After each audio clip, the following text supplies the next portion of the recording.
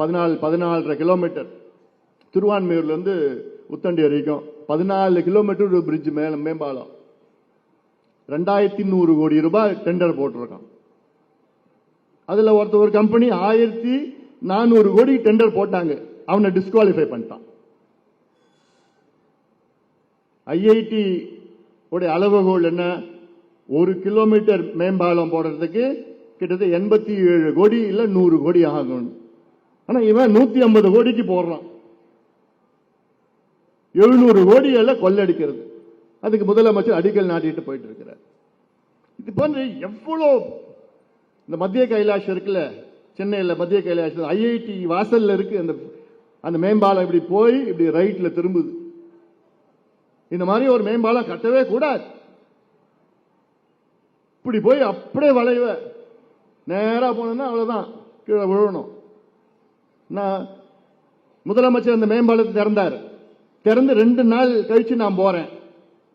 போனா மாட்டு வண்டியில போற மாதிரி இருக்கு.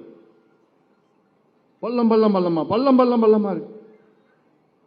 100 இடத்துல அந்த மேம்பாலத்துல பள்ளம் பள்ளமா புதுசா 2 நாள் ஆச்சுதான் திறந்து. தூக்கி தூக்கி போடு, தூக்கி தூக்கி. என் கார் நல்ல கார் வேற, அந்த கார்ல தூக்கி தூக்கி போடுது. இவ்வளவு மோசமா, இவ்வளவு தரமில்லாத ஒரு மேம்பாலத்தை கட்டி அதை முதலமைச்சர் திறக்கிறார்.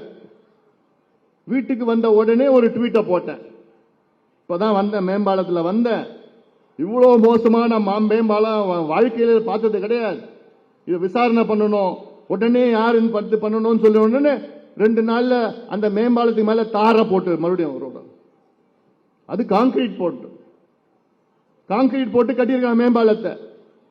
நான் கம்ப்ளைண்ட் பண்ணதுக்கு பிறகு, புகார் கொடுத்ததுக்கு பிறகு அதுக்கு மேல ராத்திரில மூடிட்டு தாரை போட்டு மூடுறானு.